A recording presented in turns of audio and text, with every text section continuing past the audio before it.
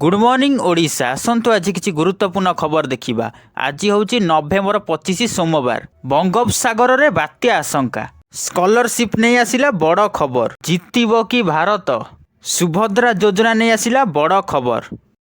चलतु देखा देश विदेश 20टी बड़ खबर। ता सहित वीडियो को लाइक करी चैनल को सब्सक्राइब निश्चित भाव करदेवे।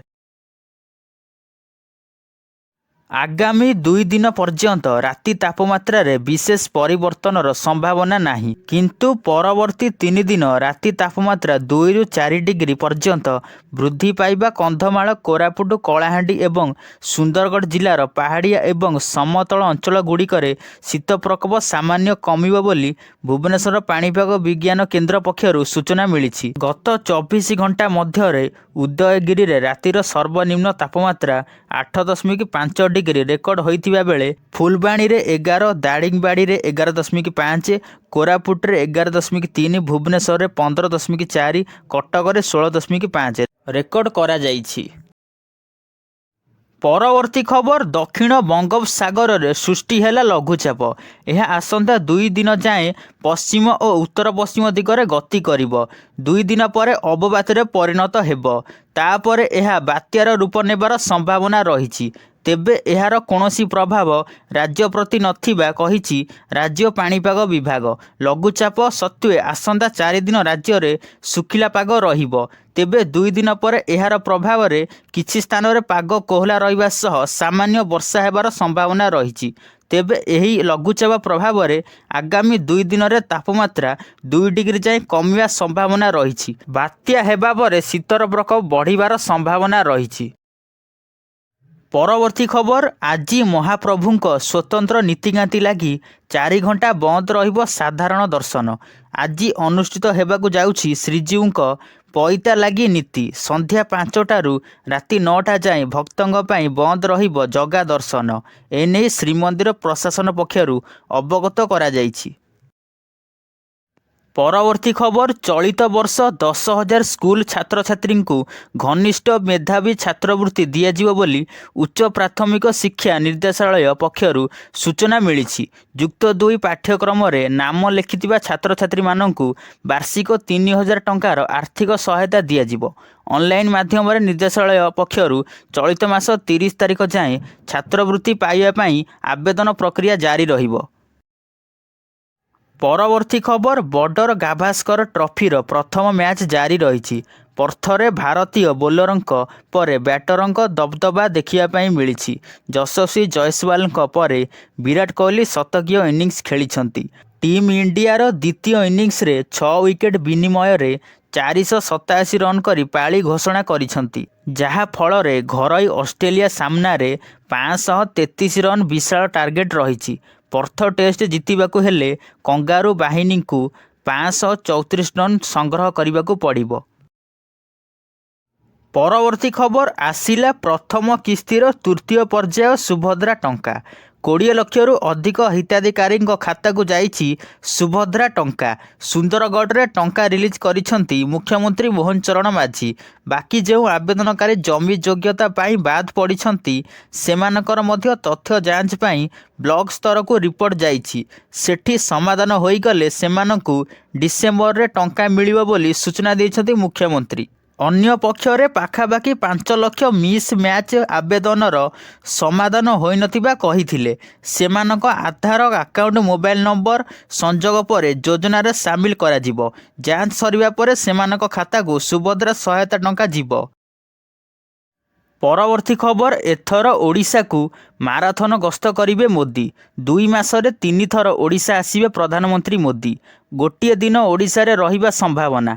विभिन्न कार्यक्रम रे हेबे सामिल, सूचना देले बीजेपी राज्य सभापति मनमोहन सामल।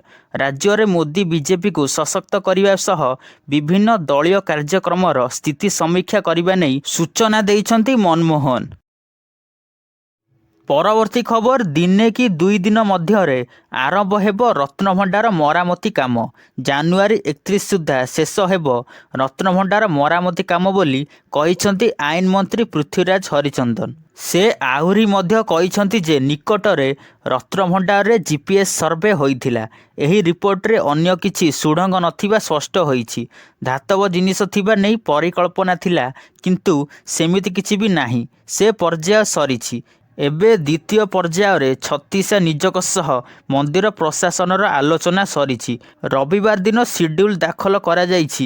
କାମ ଆରମ୍ଭ କରିବାକୁ ASSI ଅନୁମତି ପତ୍ର ଦେଇଛି ମନ୍ଦିର ପ୍ରଶାସନ। ପରବର୍ତ୍ତୀ ଖବର ଗ୍ଲୋବାଲ ପୋଜିସନିଂ ସିଷ୍ଟମ ବା GPSର ଆଜିକାଲି ବହୁଳ ବ୍ୟବହାର ହେଉଛି। ଲକ୍ଷ୍ୟସ୍ଥଳରେ ପହଞ୍ଚାଇବାରେ GPS ସହାୟକ ହେଉଛି। ତେଣୁ ମୋବାଇଲରୁ ଆରମ୍ଭ କରି କାର୍ ସବୁଥିରେ GPS ସିଷ୍ଟମ ଲଗାଯାଇଛି। ହେଲେ ଏହି GPSକୁ ଆଖି ବୁଜି ଭରସା କରିବା ମଧ୍ୟ ମୃତ୍ୟୁର କାରଣ ହୋଇପାରେ।